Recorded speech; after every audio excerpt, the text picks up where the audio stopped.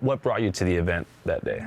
I make videos on Charlie Kirk, and I made this video about the statistical analysis on trans shooters. Let me just see, like sort of the point that I was trying to make was that they are. It's sort of a statistical outlier that I'm trying to make was that. Attacker background and 180. 96, 3, 2. Okay, interesting. Is this just flat stats or is that by ratio? It's sort of a statistical outlier. Is that by ratio or not? They're extremely underrepresented when it comes to how peaceful they are. Obviously. Oh, it's the sample size. It's the whole sample size. That makes sense. When it was given. Oh no. What I mean by ratio is what is the population representation of said group, right? So I think that I'm not an expert. I think the data has to be processed through one more layer of processing, and it's, let's say, what is the representation of this demographic? Let's say that demographic is 0.1% of the people. 2% is huge. That's massive. Compared to men would be what, 50%? 50% at 96 actually might be smaller than 2% at 0.1. I'm just saying. I don't know. I'm just saying that's how the data would have to be presented. I'm not trying to be rude or anything like that. I don't even know if it's higher or lower. I mostly came in there because Charlie's very open about having some sort of dialogue or some sort of conversation that he believes in engaging. And I'm pretty on the record of how much I disagree with him, but I do definitely respect how much he's willing to platform voices to ensure that at least some semblance of a good conversation can come out of it. Mm-hmm. And as far as these statistical anomaly thing when it comes to trans shooters, is that in response to the way that him and Turning Point were framing that as a big issue? So it was about 3 weeks ago. There was a trans shooter at a Catholic church. Charlie made a bunch of tweets basically saying, when are we going to start noticing that this is a trend? And I'm like, okay, well, I'm getting. It's about 1%. I don't know the stats. I don't get it. I think I said something wrong because people chased at me, but I don't understand. I had statistical analysis class or whatever, way back. Okay. If let's say I have 10 marbles, okay, and some are red, some are blue, right? And then in the sample, all of them are broken. 10 marbles are all broken. I say, guys, 90% of my marbles, the red ones are broken. 10% of the blue ones are broken. It's like, okay, let me check this out. Yeah, that makes sense. But the pool of marbles overall is I have 1 million blue marbles, 9 are broken. Like, whoa, that's almost nothing. And then let's say, I say, well, actually, the red marbles, I only had 10 red marbles. Well, that's 10% of the red population of marbles. That's insane compared to the population of blue marbles. So 9 broken one, how do I know, how can I contextualize 9 broken marbles against 1 broken marbles, right? If my unrepresented sample is millions of marbles possibly. How can I know this? I don't know. You have to present this to the person looking at the statistics. In my math degree at UVU, that was my university, and I was like, there's an answer to that. There's, we can determine if there's some sort of outliers. We can use p-values, things like that. And oh, there it is.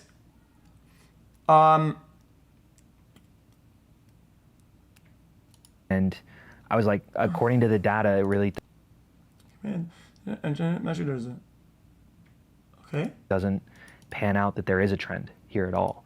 So I kind of made a video calling him out a little bit and saying, hey, I want to come debate you. I want to come do it. And a lot of people were kind of encouraging me. So I kind of wanted to come and have my, I guess my little audience see that. Mm-hmm. How was the energy whenever you arrived? I had to move the timeline, but I think what people were saying, I'm not saying I agree with this, on Twitter, is that it's an ongoing problem right now it would be important to get stats that are recent about some of. If you were to push this argument, if you were to talk about this topic, and as the main topic, the main argument being now, you'd have to get this year, last year type thing. Well, I mean, I looked at it. The stats were UVU. No. Okay, saying like, when are we going to start noticing that this is a trend? And I'm like, okay, well, I'm getting my math degree at UVU. That was my university, and I was like, there's an answer to that. There's, we can determine if there's some sort of outliers. We can use p-values, things like that. And I was like, according to the data.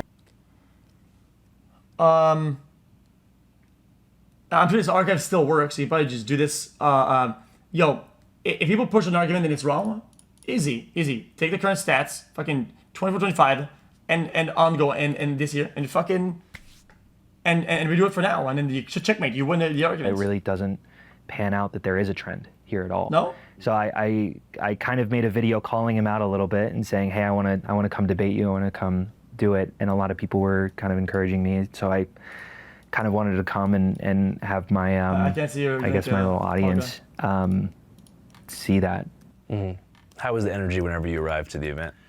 Very conservative, for sure. Everyone was very energetic, chanting Trump, chanting USA. Get comfortable. Bring the best libs that Utah has to offer. There was a line of...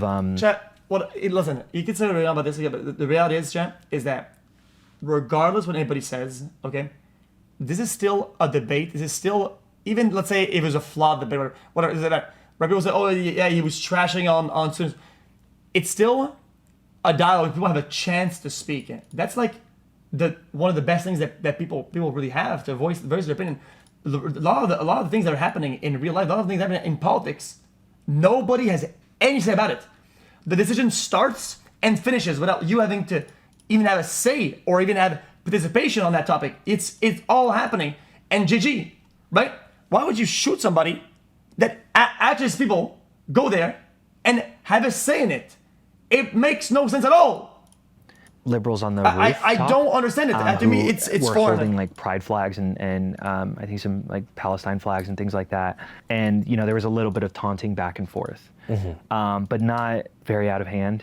Most of the debaters were either like asking questions like who's better, LeBron or Jordan, or like some like theological debates about distinctions between like Mormonism and. Yes, I agree. I think that the media and stat pages and everybody is misconstruing data deliberately. They're mixing in gang shootings as mass shootings, street gun violence as other shooting stats, like in schools. Order. It's always this mix and match of what they're trying to achieve and prove, and your result-based analysis on making those stats look like way. How is it so hard to present the data that actually fits the exact question at hand to really figure out what the fuck is happening? How hard is it? How hard? And No, this is not some left, right. Everybody does this shit. I've been watching on the internet. I look at the stats. Was a real Chat. Do you have to skip this? Yeah, I'm gonna skip this. person. He lived a perfect life. He was crucified, died, and rose on the third day, and he is Lord and God over all. Christ is King. But also, the event lasted, I want to say 20 minutes, maybe. Like, I really didn't get a good finger on the pulse on what an event would really look like, because, I mean, I showed up fairly early. I was the second person to speak there. So, like, the first person was maybe 10 minutes, and I made... The people that work in stats are the problem. I don't give a fuck. You work in statistics, and you are the one person to know how to post and how to quantize statistics, and you post them poorly. I think you know what the fuck. Or the people that take the statistics and put them into graphs and shit like that. No, I am so mad. I don't know who the fuck is doing this shit. I think everybody's stupid. I'm mad at everybody. We got like less than a minute in. Statisticians or whatever the fuck. Can you give us kind of a recap of how that Experts. conversation with Charlie went? Sure. Yeah, this is working. Hey, Charlie. Hey. So somebody that knows how to skew the data, it's them. So it was, I came in and I said, hey, there was a shooting that happened maybe a few weeks ago in Minneapolis. And ever since then, about 3 weeks later, the Trump DOJ said that we should start talking about revoking gun rights for transgender Americans. Now, The real picture for that is just gonna like. Do you think, is that, you agree with this? Is that a fair assessment or something like that? And he said yes. Well, I don't get it. If you're, a lot of these guys are right-wing Andes, I would assume, right? They're probably all very much pro-gun and pro whatever amendment to right to carry guns, whatever, right? And then they say this type of person shouldn't be allowed to carry gun, and then they cheer, whatever, and then they cheer like it's like it has any that point has any value. Like I'm confused. It's just because these guys' argument is usually trans equals mentally ill, whatever. Right, so can't have gun. No, I mean you could just attack the on that topic. The mentally ill equals shouldn't have gun argument straight on without removing the trans argument entirely. It's a even if you were to say, well, there's a higher density of mentally ill in X or Y community. I don't give a shit. What the fuck would I care? You can still just attack mentally ill. That's it. And that argument. Why? I said. so do you know how many transgender Americans? What about elderly? What is it? What is the ratio of mental health or brain disease in the elderly community? Then should you say, guys, if you're elderly, you shouldn't have a gun. Elderly should not be able to defend themselves with a gun. Okay, that would be the same type of argument. These guys would be against it. So you can't just pick and choose your argument, and you cannot just pick and choose. You have to agree with the whole topic. Americans have been mass shooters over the last 10 years? Too many. And I said, there's 5. And I said, do you know how many shootings there have been? I think maybe my memory's a little hazy. I haven't rewatched the videos, honestly. But it was something like this, which I knew the answer. It was a little under 6,000. He said something like, we need to account for gang violence. And I think I was like, I was in the middle of saying, great, did you run a statistical analysis on that, right? Like essentially saying you have the burden of proof. And really, dude. I mean, even though this would make sense in court, whatever this thing. I mean, I think if you care a lot about the topic, you should do research on that so that you don't have to do the burden of proof. I understand if the burden of proof is on somebody else. When somebody makes an argument, it makes a lot of sense. If you want to be really prepared for a debate, right? You want to really be prepared, and you want to have a stat that's a checkmate. That cannot be refuted. Yo, this is something you do in argumentative battles, and especially when you're talking about, let's say, fucking philosophy and how you write a philosophy text. Is just to find the counter arguments, the counter whatever, and then you argue against yourself, and then you find the conclusion. Having one part saying, well, the proof is on you against it. Yes, he would win this debate, whatever, in that way, right? But if you really want to have an impact, a checkmate, is having done tallying the whole thing and like, oh, actually, this is a good point. Have you done this? Oh, you haven't. Well, actually, I have. And here are the counter stats for that too, bitch ass. Boom. Now what? That's it. That's a checkmate in every way. Why would you not want to do that? I think I was in the middle of saying that when he got shot. Do you know how many mass shooters there have been? Yo, please do us all a favor and stop forcing those 2 brain cells to try and form a coherent argument. Take this $5 and buy a book. I was talking about the distinction between these. That, like, for me, it was there wasn't as much fear as I think I would expect, because I recognized I think I was a lot more logical than I thought I would be in that moment, where I was like, that's an assassination. He is the target. He is the only target. I am freaked out, but I know that I'm okay. Whatever. It definitely became chaotic. My wife was in the crowd. I tried reaching her. It took me like 20, 30 minutes. Just a lot of chaos as I sort of shifted in a weird place, and then I had to wrap back around, and I couldn't find her, and our phones weren't really working, and it was bombarded by texts, and I don't know. So it was very chaotic, and it took a while to really orient myself. But it was a strange environment because people were kind of milling around afterward. I think a lot of people had this similar idea that it's like, this is different. An assassination is very different from a mass shooting, where a mass shooting you disperse, right? Everyone's a target. But when it comes to an assassination, it's everyone just sort of was there. And I don't think people can differentiate it as it happens. I'm taking a wild guess and say I'm assuming this. It's just because it's usually the setting of where people are at. Because how do you know if it's a mass shooting or an assassination? You hear one shot, but it echoes. Is it 2 shots? Is it 3 shots? How many people are involved in this? You have no idea. What the fuck are you talking about? You have no idea. You're in the crowd. Do you think they really saw exactly what happened and they instantly knew all the scenario? Dude, some people don't even know. Like, what the fuck are you talking about? I heard a number of people say like, "There's so much for the tolerant left," right? Like 2 or 3 people said that as they. I'm not being contrarian, bro. And what do you think about that assessment? What are you talking about? I made this video a little while ago. I hate when this chat is this one idea. It's like a basic idea, and anything that is any thought I say is instantly question mark without any sort of understanding. Do you think that somebody in the crowd that's kind of looking over somebody's shoulder, trying to see who's debating and what they're saying, right? They hear a shot. It echoes to the buildings. It's an enclosed building space, right? Bang, bang. It kind of sounds like 2 shots, whatever. Everybody's yelling. It's chaos. But they know exactly.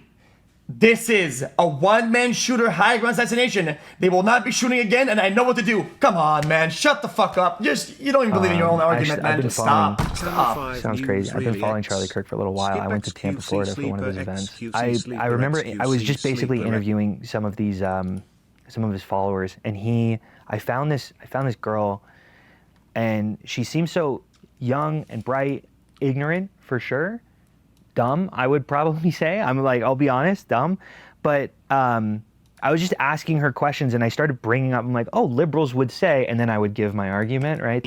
Someone can go get like a whole surgery done, without parent approval. It's like, how is that even happening? How are they going to the doctor's appointments without the parents there? And then I know I've seen parents on social media where they're like, oh, I haven't identified my kid yet, and it scares me because I'm like, oh my gosh, they're gonna grow up thinking that they don't know what they are, or that they could transition into something else, and But wouldn't that be transitioning with parent approval?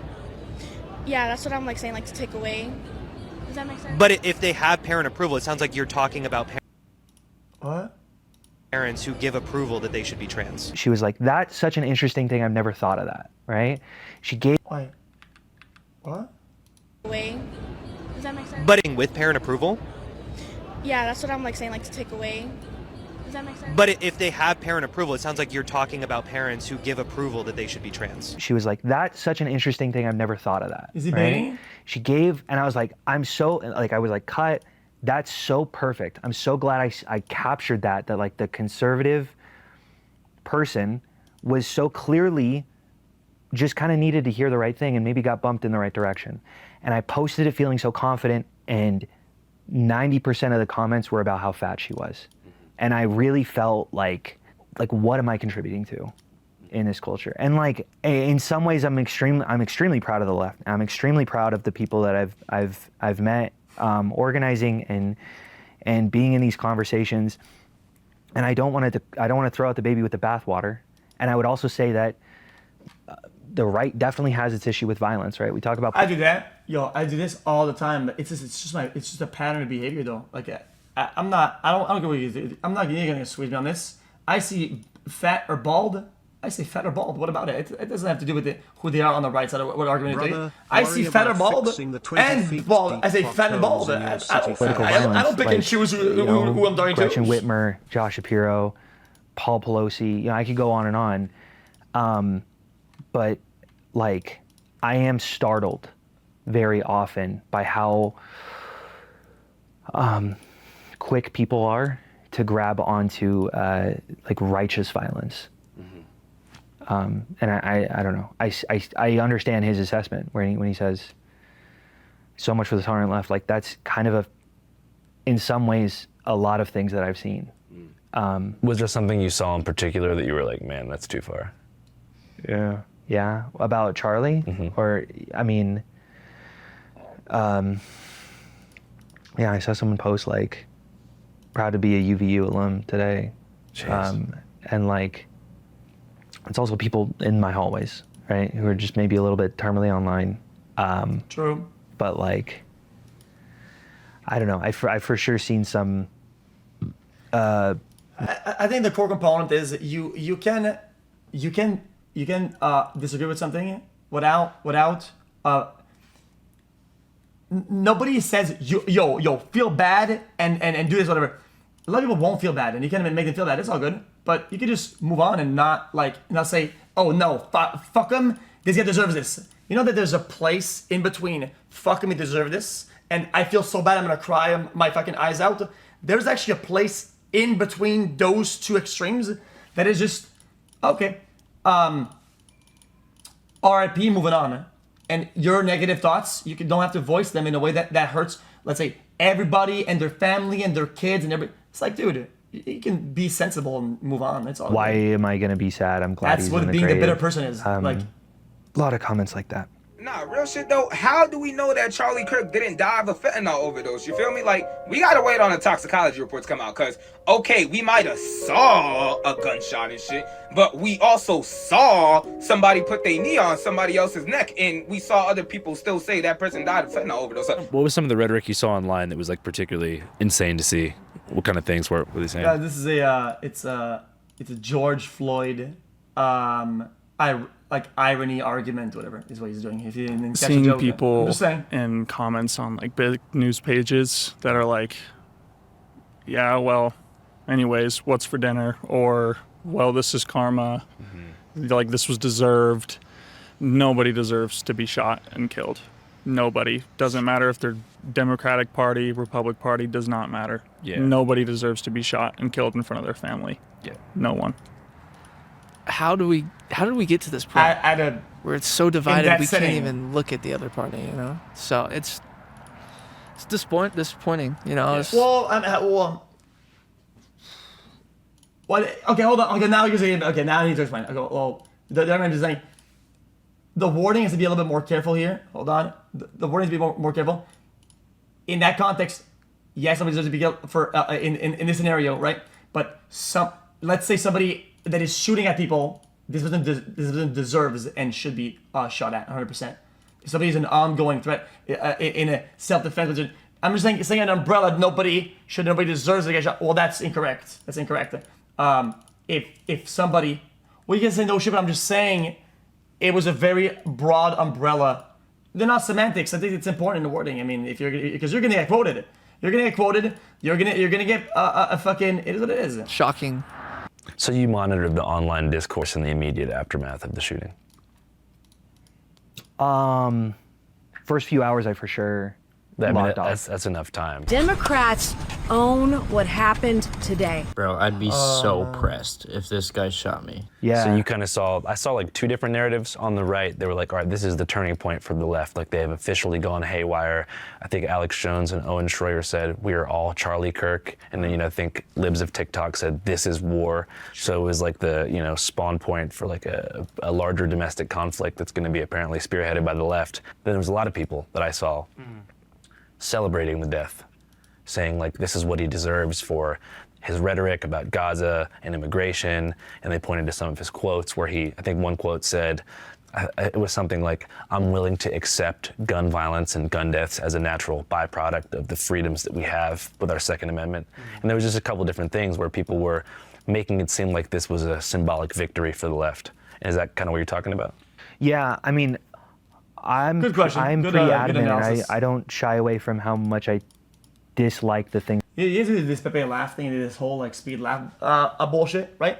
But I want you to just forget about the context. You just listen to the words being said. It's this guy said this guy said that, said this, said that, said this.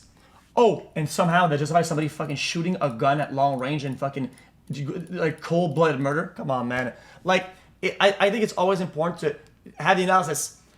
So somebody does something. Said, thinks, said, fires a gun and murders in cold blood. It's like, really, man? Is it really where we're at? If I see a black pilot, I'm going to be like, boy, I hope he's qualified. Like, if I'm dealing with somebody in customer service who's a moronic black woman, I wonder, is she there because of her excellence? I disagree with him on 1,000 different fronts. And I feel like I don't know why it's so hard to not hold that in one hand and in the other hand hold that's a human being, that's a father of 2 children. This is reasonable. That both of those can fully coexist at the same time. And in some ways, I have a lot of respect for Charlie Kirk for being so open to debate, for being such an incredible organizer. Like, I think as someone who's interested in political organization, that's something that I've always found really admirable about him.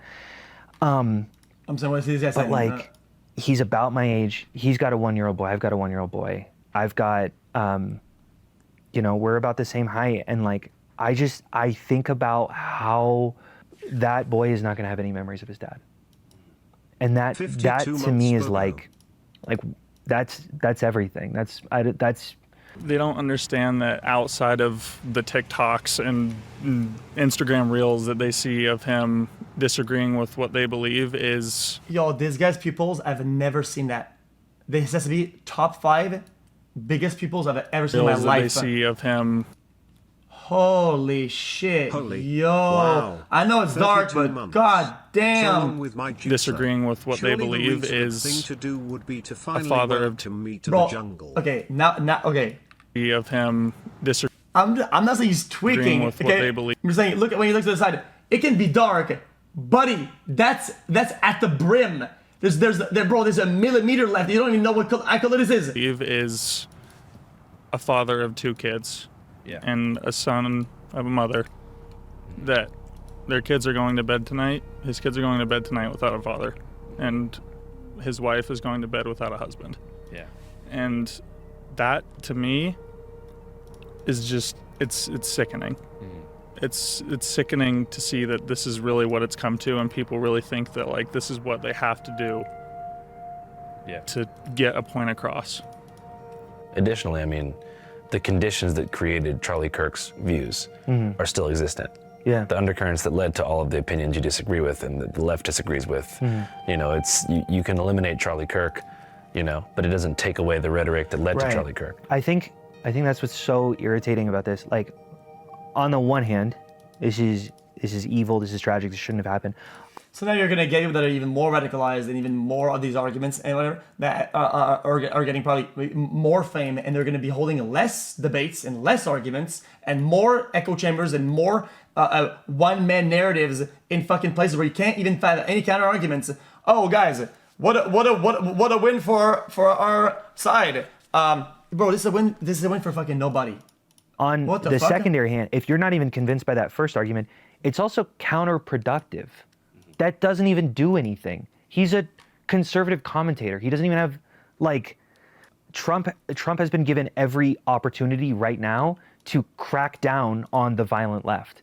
For years, those on the radical left have compared wonderful Americans like Charlie to Nazis and the world's worst mass murderers and criminals.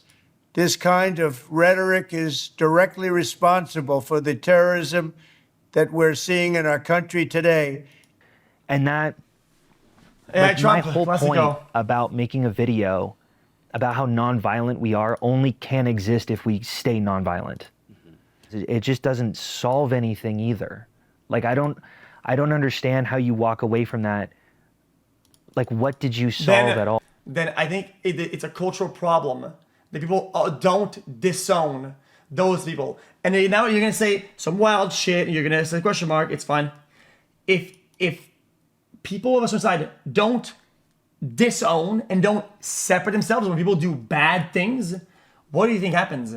You absolutely can say, "Oh, we are nonviolent on this side," right? Even if somebody that looks like on your side does something bad, you wanna know how you do that? You disown them and say, "This guy's a fucking loser. We don't do this shit. This is trash." But that's not what the culture does. That is not what these millions of likes posts get on all social media. They cash in the W. But let me tell you what I was saying to Destiny yesterday. The symptoms of cashing in the W's. The reality is that you have a lot of people that do bad things that are now on your side, right? And you're stuck with that burden. Now you're stuck with all that baggage. You're stuck with it. You can't disavow them. You cannot remove them now. You've onboarded them. Well, everyone is now more angry and justified in their anger, or at least more so than before. And I just, I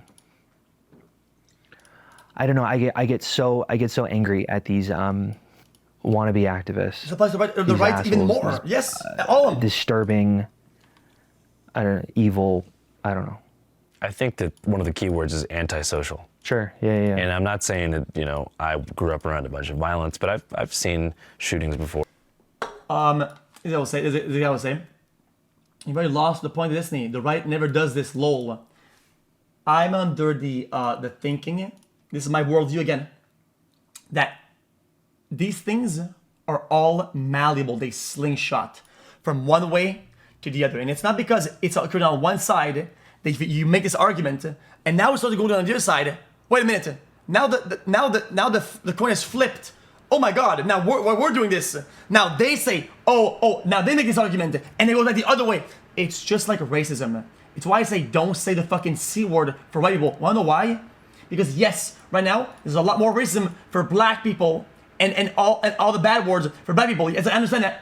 But if you make it a point to diminish somebody to being white with a slur, and if there's a racism fixes itself, right? Or we progress in that realm. People don't say the N-word anymore, and there's less racism against blacks. But now we have this massive pattern of people saying white people equals a saltine cookie or whatever, right? Right? And now it's what? Now we have to do the same process all over again, because now it's slingshot the other way around. And now what? Now we do the same thing. And now we have racism against blacks again. Okay, now where are we going with this? How about you say no? We don't diminish somebody to their simple, this person is skin color, but giving them a slur and using that as a pejorative. How about you just don't do that? Is it that hard? It's not that hard. Just don't do it. Yeah. I grew up, I've lost people to gun violence, whether it be in the street or from police. A few people in high school and past that.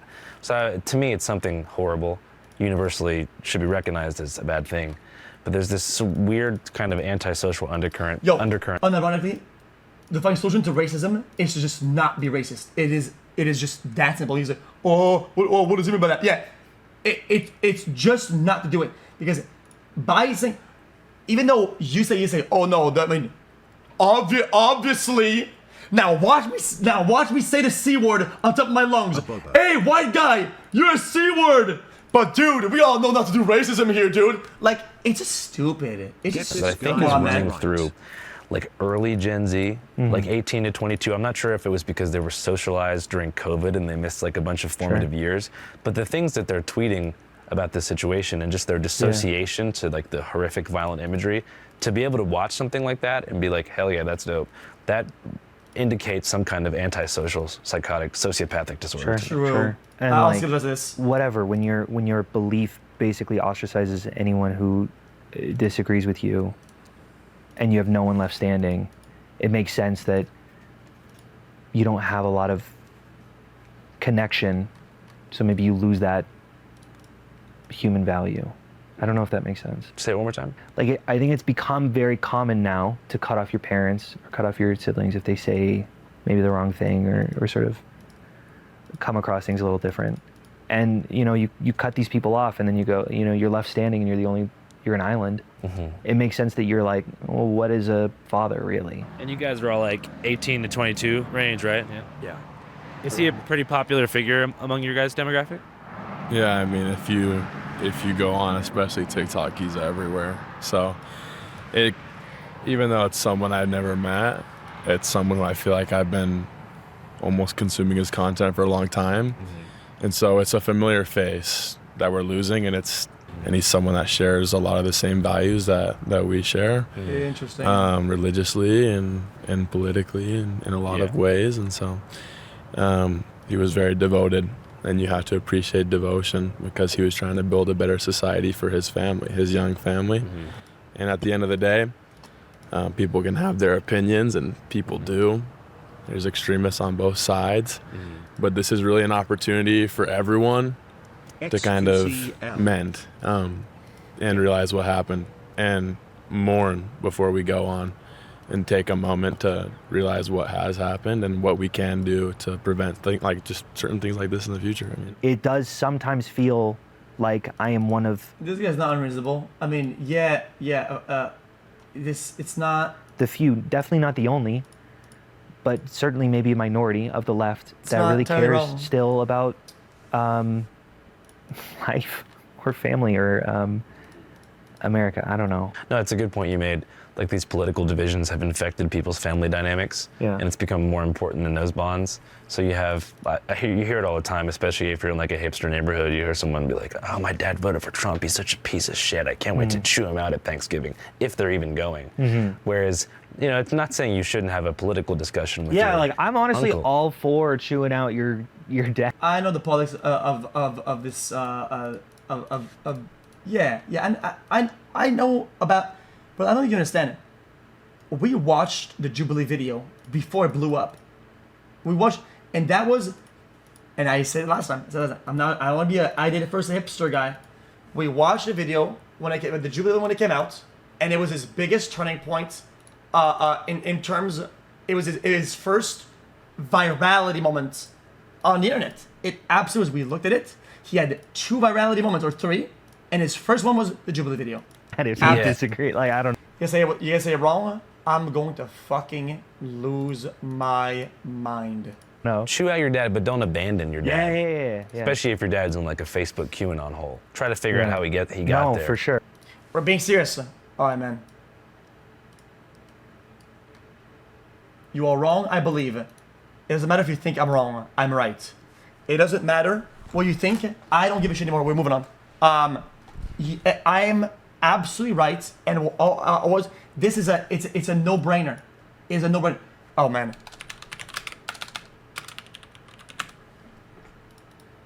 Yo, give me the Google Trends from yesterday, and I'll show you again.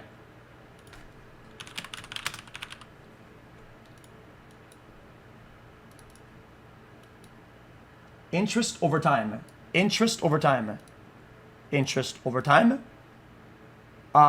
Past 5 years.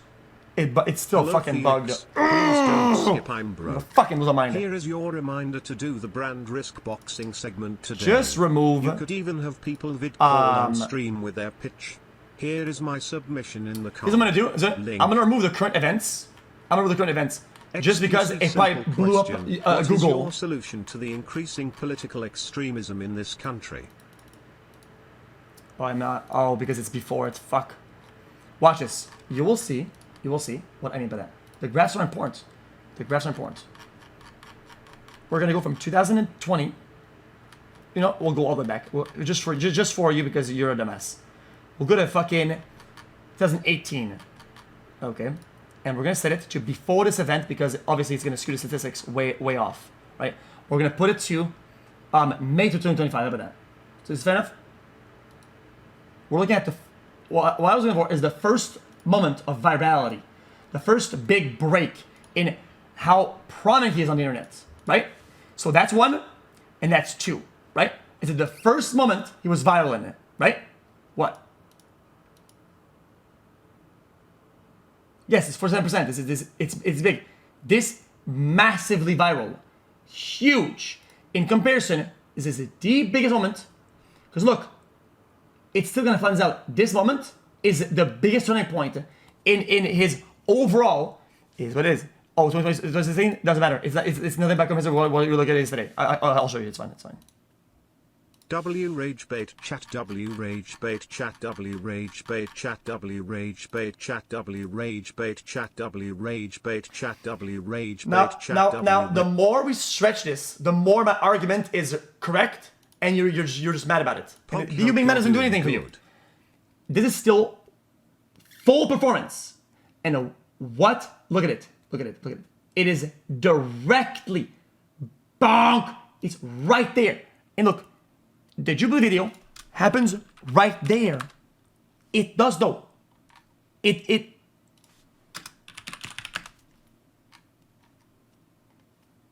What? Stop yapping, Bran. Welcome me to the jungle. What is that? Anyway, what was that? September 8th. Oh my god.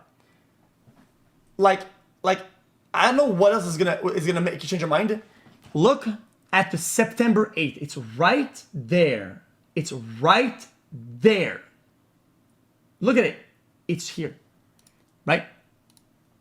September 8th, right? September 8th. It's right there. It's right there. It is you can say elections.